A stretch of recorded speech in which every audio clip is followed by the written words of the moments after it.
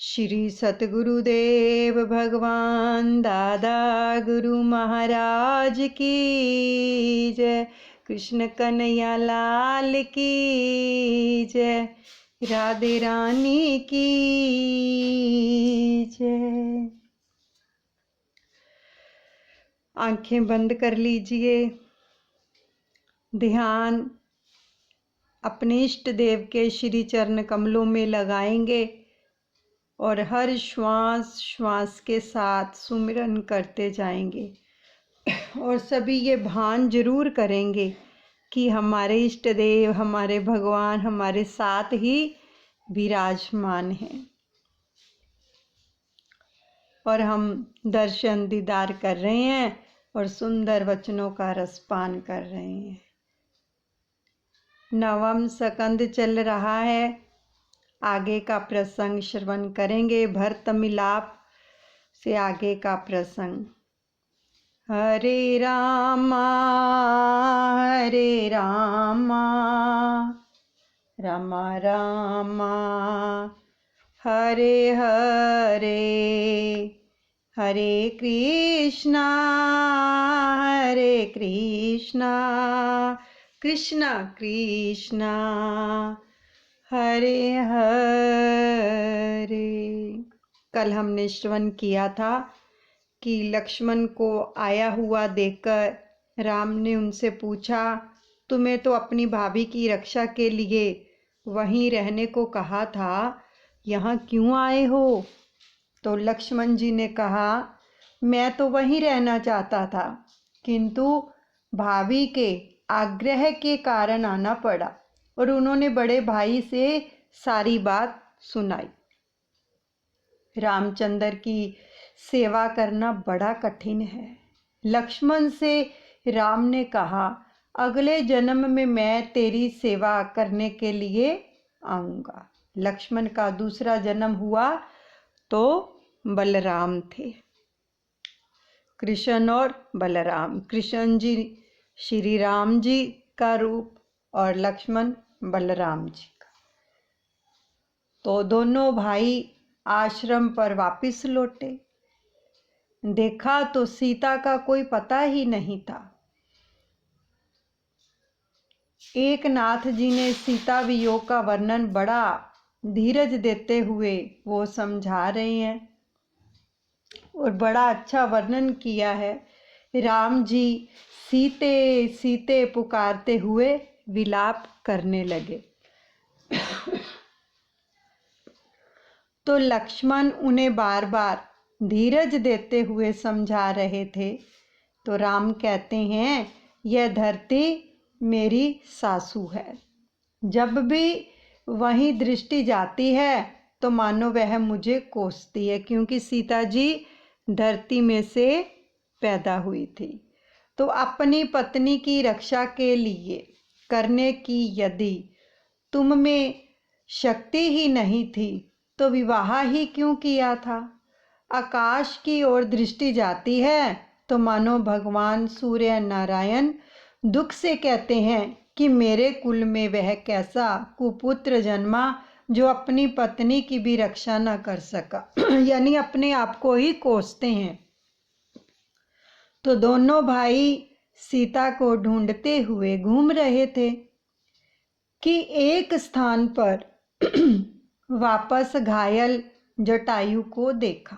जटायु ने कहा, रावण ही ने मेरी यह दशा की है। वह सीता को उठाकर दक्षिण दिशा की ओर बढ़ गया है। तो रामचंद्र जी ने कहा, यदि तुम्हारी इच्छा है तो मैं तुम्हें ठीक कर दूं। तो जटायु ना माना। कहा, मृत्यु के समय मुख से जिसका नाम उच्चारित होने पर अधम को भी मुक्ति मिलती है, तो वैसे आप मेरे समक्ष उपस्थित हैं, तो फिर मुझे कौन सी इच्छा अब पूरी करनी है जिसके लिए इस शरीर को बनाए रखूं। इसके लिए तो ऋषि मुनि योगी तपस्वी भी तरसते हैं कि अंत समय भगवान सामने हो और हमारे प्राण निकल जाएं। जाकर नाम मरते मुखे आवा, अद बहु मुक्ति होई श्रुति गावा, सो मम लोचन गोचरे आए, राखहूँ देह नाथ कहीं खागे। जटायु ने गीध की देह छोड़ दी और हरि धाम चले गए। जिस गति की योगी इच्छा करते हैं वे उत्तम गति राम जी ने जटायु को दी, क्योंकि समक्ष थे, सन्मुख थे प्रभु। तो इसीलिए शिवजी पार्वती से कहते हैं, पार्वती वे लोग सत्य ही अत्यंत दुर्भागी हैं जो हरि को छोड़कर संसारिक विषयों से प्रेम करते हैं। यहाँ पर ना हमें आज एक बात याद आ रही है कि जैसे जटायु जी के सामने प्रभु श्री राम उनके सामने प्रत्यक्ष रूप में थे, तो उनके प्राण पंखेरु उड़ गए, उनको सदगति दी भगवान ने। तो हर समय हमारा मन प्रभु के चरणों में लगा रहे, उसके लिए साधक को बहुत ही यत्न करने पड़ते हैं, ऐसे ध्यान नहीं लगता।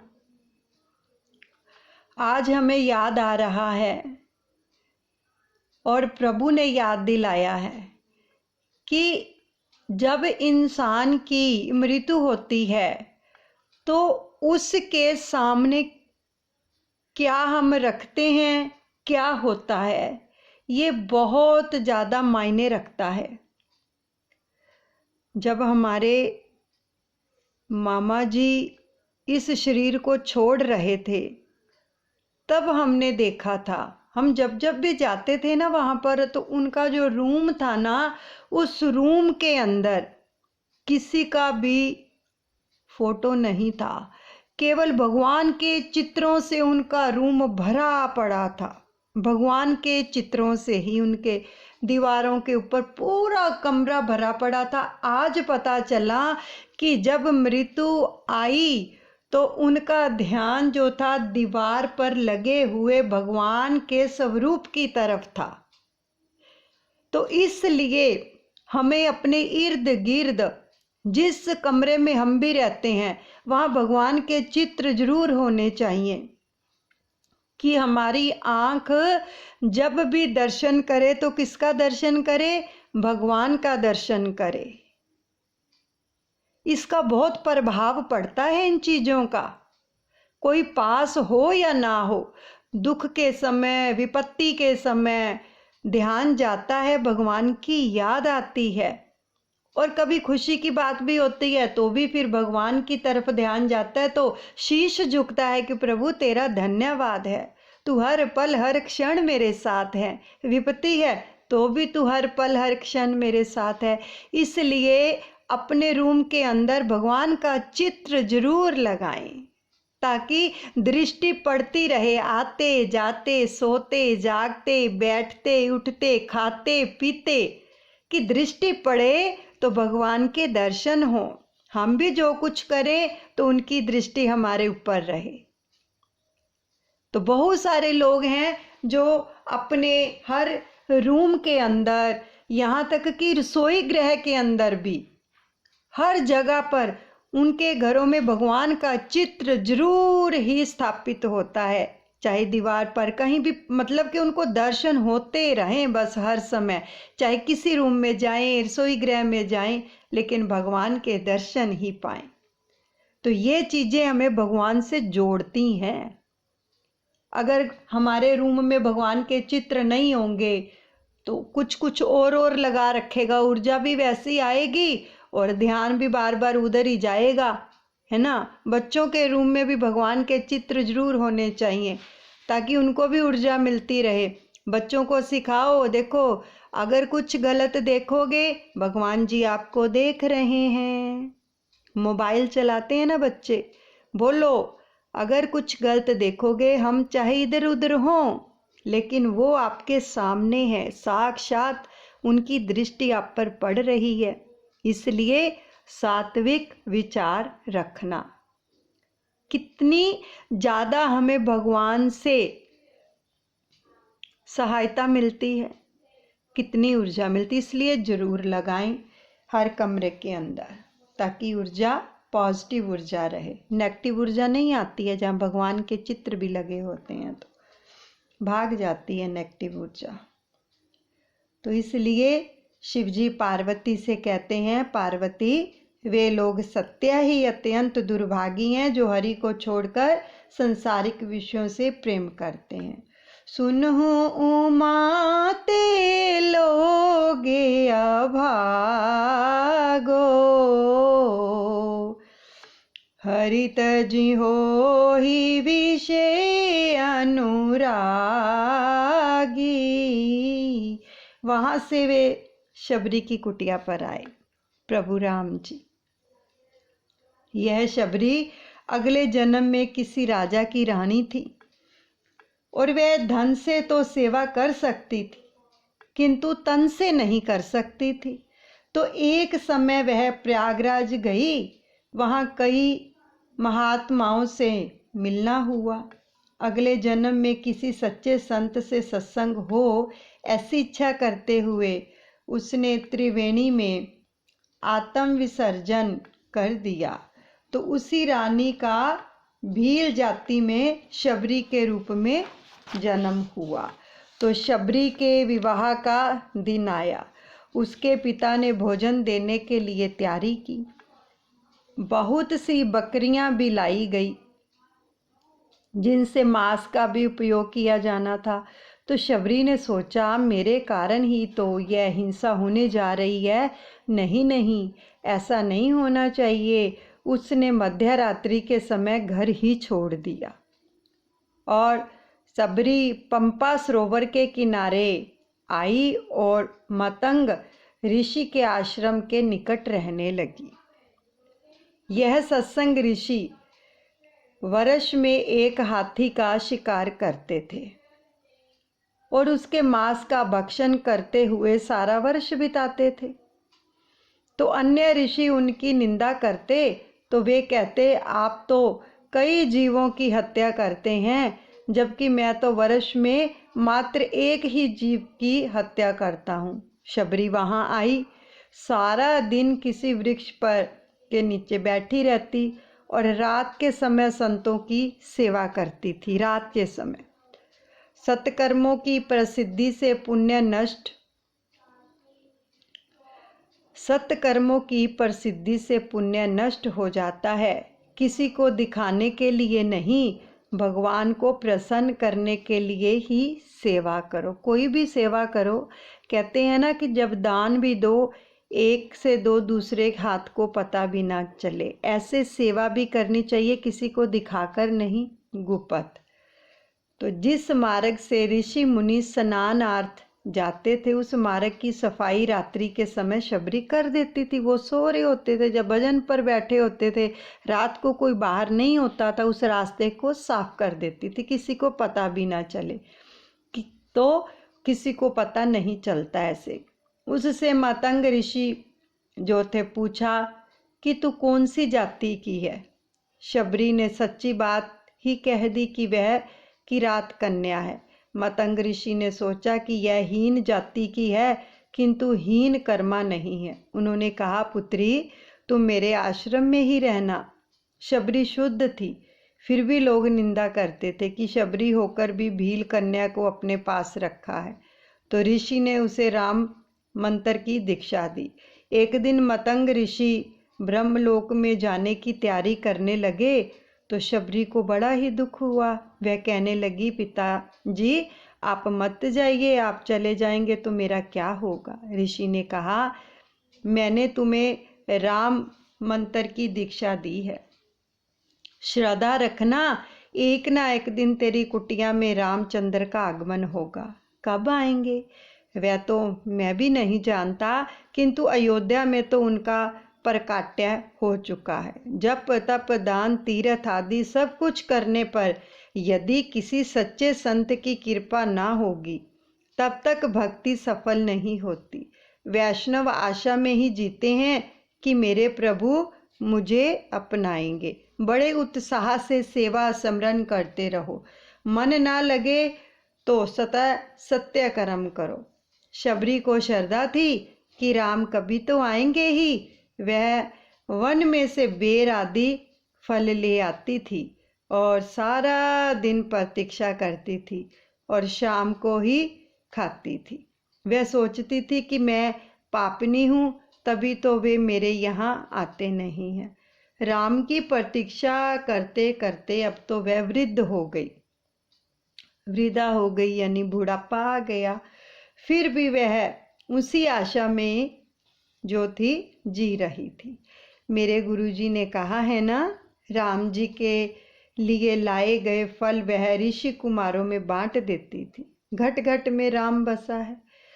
तपश्चर्या करने से सिद्धि अवश्य मिलती है। शबरी का सारा दिन राम मंत्र जपती रहती थी और उसका जीवन संयमी और सेवा में था। उसकी निष्ठा दिव्या थी। ऐसे होते हैं, ऐसों के घर में राम नहीं जाएंगे तो फिर किसके घर जाएंगे। राम लक्ष्मण पंपासुर आए पंपा सरोवर पर, तो ऋषि मुनियों ने उनका स्वागत किया। वे सब उसको यहाँ पधारने का आग्रह करने लगे। तो राम जी ने कहा, पहले मैं शबरी की कुटिया पर जाऊंगा। सभी स्थानों में हमेशा जो मुझे ढूंढता है उसे मैं भी ढूंढता हूँ और उसके पास जाता हूँ। कितने सुंदर वचन है। जो भगवान को ढूंढते हैं ना, भगवान कहते मैं भी उनको ढूंढता हूँ और उनके पास मैं जरूर जाता हूँ। जिस समय राम लक्ष्मण शबरी की कुटिया पर पहुंचे, उस समय वह राम मंत्र का जप कर रही थी। हर समय तो वो बाट निहारती थी। मेरी कुटिया दे भागे अज जाग जानेंगे राम आनेंगे। मेरी कुटिया दे भागे अज जाग जानेंगे राम आनेंगे। नी मैं बना विचों लाई बेर चुने के, हाँ चुने के। खट्टे मीठे बेर राम मेरे भोग लानगे राम आनगे। मेरी कुटिया दे भागे अज जाग जानेंगे राम आनेंगे। शबरी ने दोनों का स्वागत किया और बैठने के लिए अच्छा सा आसन दिया। मैं वैसे तो जातिहीन हूँ, फिर भी आपकी शरण में हूँ। राम ने कहा, मैं और किसी भी प्रकार का संबंध नहीं चाहता, सबसे ऊंची प्रेम सगाई। शबरी बेर का जो था दोना ले आई और चख चख कर सभी को देने लगी कि कहीं खट्टे तो नहीं है। तो वह भगवान के दर्शन होने पर इतनी तो भावावेश में है कि उसे ये भी विचार नहीं आता कि वह भगवान को जूठे बेर खिला रही है। तो राम जी ने बेरों की प्रशंसा की। मिठास तो प्रेम में ही है। प्रेम कलंकित ना हो, ईश्वर को मात्र उनके लिए ही प्रेम करो। महापुरुष वर्णन करते हैं कि शबरी के बेर खाकर राम जी ने जो गुठली फेंक दी थी, उनमें से द्रोणाचल पर्वत पर संजीवनी वनस्पति उत्पन्न हुई। इसी संजीवनी से लक्ष्मण जी को जीवन दान मिला था। अतिशय भजन करो, सच्चे साधु संतों में विश्वास रखो। शबरी का चरित्र मानव मात्र के लिए आश्वासन रूप है। भगवान अवश्य मिलते हैं। श्री राम ने शबरी से पूछा, तेरी कोई इच्छा है? शबरी ने कहा, इस पंपा सरोवर के बिगड़े हुए जल को आप शुद्ध कर दीजिए। किसी समय एक ऋषि ने शबरी को लात मारी थी तो इस सरोवर का जल बिगड़ गया था। राम जी लोगों से कहते हैं कि इस जल को शुद्ध करने की शक्ति मुझ में नहीं है। यदि शबरी के चरण तीर्थ के जल की ओर इस सरोवर में अंजलि दी जाए तो बात कुछ बन सकती है। तो शबरी को उस सरोवर में स्नान कराया गया और फलतः सरोवर का जल शुद्ध हो गया। राम ने शबरी का उद्धार किया। राम का दर्शन करती हुई शबरी अयोग अग्नि में विलीन हो गई और रघुनाथ जी अब जो थे ऋषिमुख पर्वत के समीप आए। वहां पर सुग्रीव रहते थे और वहां प्रथम तो हनुमान जी से मिलन हुआ। हनुमान जी ने उनका परिचय जाना और सुग्रीव से मैत्री करा दी। जब तक ईश्वर से जीव की मैत्री नहीं हो पाती है तब तक जीवन सफल ही नहीं होता और ऐसी मैत्री हनुमान जी अर्थात ब्रह्मचर्य के बिना नहीं हो पाती। राम नाम तो अमृत से भी श्रेष्ठ है। राम नाम भव रोगों की दवा है, किंतु संयम के बिना वह भी कारगर नहीं हो सकती है।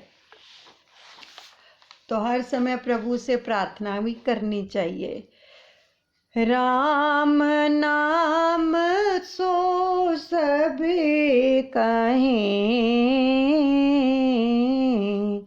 दशरथ कहे न कोई। आज इस दोहे को सुनकर एक बात याद आ गई। हमारे दादी जी थी, वो गाया करती थी, राम नाम सब कोई कहे, दशरथ कहे न कोई। एक बार दशरथ कहे, कोट जन्म फल होए। जब तक हनुमान जी सिफारिश नहीं करते हैं तब तक रामचंद्र जी अपना नहीं बनाते। परमात्मा जीव मात्र के सच्चे मित्र हैं। ईश्वर के साथ मैत्री करने से जीवन सफल होता है। संसारिक मित्र तो केवल इसी जगत में सुख दे सकता है, किंतु परलोक और अंतकाल में सुख नहीं दे सकता। ये देखो, ये दोहे सचमुच इसमें जो आते हैं, राम नाम तो सब कहें, दशरथ कहे न कोई। एक बार दशरथ कहें, कोट यज्ञ फल होए। क्योंकि दशरथ जी भी बहुत ही पहुंचे हुए थे। जीव यदि ईश्वर से मैत्री करे तो उसे अपना लेते हैं और वे उसे भी ईश्वर बनाते हैं। वे तो अति उदार हैं। जब देने पर आते हैं तब बहुत उदार होकर देते हैं। जीव को जब कुछ देने का प्रसंग आता है तो सोच विचार के अपने लिए बहुत कुछ बाकी जो है कर देता है। विश्व का सर्जक देते समय ऐसा कभी नहीं सोचता कि अपने लिए शेष रखना चाहिए। मैत्री परमात्मा के साथ ही करो। परमात्मा से मैत्री वही कर सकता है जो काम को अपना शत्रु बनाता है। कृष्ण और काम, राम और रावण एक साथ रह नहीं सकते हैं। रामचंद्र जी ने सुग्रीव को अपना मित्र बनाया क्योंकि सुग्रीव को हनुमान जी ने अपनाया है। हनुमान जी ब्रह्मचर्य का स्वरूप हैं। ब्रह्मचर्य की मैत्री जितेंद्रिया बनाएगी और तभी परमात्मा के साथ भी मैत्री होगी। संयम और धर्म मर्यादा का पालन करोगे तो राम राज्य के काल की भांति डॉक्टर वकील की आवश्यकता नहीं रहेगी। हनुमान जी को जो अपना मित्र नहीं बनाता है उसे राम भी अपना मित्र बनाते नहीं है। परमात्मा से प्रेम किए बिना जीवन सुंदर नहीं हो पाता। प्रेम किए बिना मनुष्य जी नहीं सकता। कोई धन से, कोई स्त्री से, कोई बालकों से प्रेम करता है, किंतु प्रेम करने योग्य तो एक परमात्मा ही है। परमात्मा के सिवाय अन्य किसी भी व्यक्ति के साथ किया गया प्रेम जीव को अंत में रुलाता ही है। और जगत अपूर्ण है और जीव भी अपूर्ण है। परमात्मा के साथ मैत्री होने पर ही जीवन परिपूर्ण हो पाता है। परमात्मा के साथ प्रेम करने वाले को वे पूर्ण बनाते हैं। ईश्वर उसी को मिलते हैं जो उनसे पूर्णतः प्रेम करते हैं। वैसे जो व्यक्ति ही प्रभु को अपना मानते हैं, ईश्वर के साथ प्रेम करते हैं, तो दूसरा का जो है प्रेम उनको छोड़ना पड़ेगा। लौकिक प्रेम को धीरे धीरे कम करते जाओ और प्रभु के साथ प्रेम बढ़ाते जाओ। हनुमान जी के पूछने पर राम जी ने अपना परिचय दिया। हनुमान जी ने प्रणाम करके स्तुति की और कहा, इस पर्वत पर वानर राज सुग्रीव रहते हैं, उनके साथ मैत्री कीजिए, वे आपके दास हैं। और तब क्या है, सभी सुग्रीव के पास आए। रामचंद्र जी ने सुग्रीव से पूछा, तुम इतने दुखी क्यों दिखाई देते हो? तो सुग्रीव ने कहा, मेरे भाई बाली ने मेरी धन संपत्ति और पत्नी छीनकर जो है मुझे घर से बाहर निकाल दिया है। जो मित्र के दुख से दुखी होता है वही सच्चा मित्र है। सुग्रीव और बाली के बीच जो था युद्ध हुआ। राम सुग्रीव के पक्ष में थे। उन्होंने एक वृक्ष की आड़ लेकर वाली पर तीर छोड़ा तो वाली ने कहा, अवगुण कामने नाथ मोहे मारा। आपने तो धर्म की रक्षा के हेतु अवतार धारण किया है, मैंने तो कोई अपराध नहीं किया, फिर भी आप मेरा वध क्यों करना चाहते हैं? धर्म की रक्षा के हेतु अवतार धारण करके भी आपने अधर्माचरण किया। तो रामचंद्र जी ने कहा, बाली, अपना दोष तू देखता नहीं है और मुझ पर ही दोष लगाए जा रहा है। भाभी, बहन, पुत्र, वधू और अपनी कन्या एक समान है, फिर भी तुमने अपने भाई की पत्नी पर कुदृष्टि डाली, सो तू महापापी है। अतः तेरा उद्धार करने के लिए ही तेरा वध कर रहा हूँ। सब दोष के दर्शन के बिना ईश्वर के दर्शन नहीं हो पाते हैं, पर दोष दर्शन परमात्मा के दर्शन में बाधा रूप है। वाली कहने लगा, प्रभु, यदि मैं पापी हूँ तो मुझे बताइए कि मैं कौन से ग्रंथ में ऐसा लिखा हुआ है कि पापी को भी आपके दर्शन का लाभ हो सकता है? उल्टे कहाँ गया है, जन्म जन्म मुनि जतन कराही, अंते राम कहीं आवत नाही। मुनिगण जन्म जन्मांतरों में कई प्रकार की साधना करते रहते हैं, फिर भी अंतकाल में उनके मुख से राम नाम उच्चारित नहीं हो पाता है। देखो, अंतकाल इतना ज़्यादा पीड़ा होती है, पता नहीं क्या क्या होता है, भगवान का नाम मुख से नहीं निकल पाता। तो मैं पुण्यशाली हूँ, तभी आपके दर्शन इस समय कर रहा हूँ। आपके दर्शन से अब मैं पापी तो रहा ही नहीं, आपके दर्शन से पापों का नाश होता है, आपके दर्शन से देवों को भी जो है दुर्लभ है, फिर भी मैं आपके दर्शन कर पा रहा हूँ। भगवान राम ने कहा, मेरे दर्शन तुम्हें हुए वह तेरे प्रताप से नहीं हुए हैं, तुम सुग्रीव के भाई हो, सो मैं तुम्हारा उद्धार कर रहा हूँ। तुम सुग्रीव के कारण ही मेरे दर्शन कर पा रहे हो। भगवान की बात सुनकर बाली ने सुग्रीव को प्रणाम किया और कहा, तेरे ही कारण मुझे भगवान के दर्शन करने का सौभाग्य प्राप्त हुआ। सुग्रीव बाली से कहने लगा, नहीं नहीं, तुम्हारे कारण ही मुझे भगवान के जो हैं दर्शन हुए हैं। यदि तुमने मुझे घर से निकालना दिया होता तो प्रभु दर्शन मैं भी कैसे कर पाता। तो बाली जो था वो देह छोड़ रहा था। तो सुग्रीव ने भगवान से प्रार्थना की कि मेरे भाई के पाप को क्षमा कीजिए। और वैर और वासना मृत्यु को बिगाड़ते हैं। जो वैर और वासना को अपने ही मन में रखकर मरता है उसे सद्गति नहीं मिल पाती है। अपना कर्तव्य है कि किसी के साथ भी बैर ना रखें। श्री राम जय जय राम, श्री राम जय जय राम। हे रघुनंदन तुम्हें प्रणाम, श्री राम जय जय राम। हरे रामा राम राम हरे हरे, हरे कृष्णा कृष्णा कृष्णा हरे हरे। बोलिए सतगुरुदेव भगवान की जय। सतगुरुदेव भगवान के चरणों में सब अर्पण करते हैं, अनुचित क्षमा करें। कृष्ण कन्हैया राधे रानी की जय। नवम स्कंद को यहीं विश्राम देते हैं, बाकी का कल श्रवण करेंगे।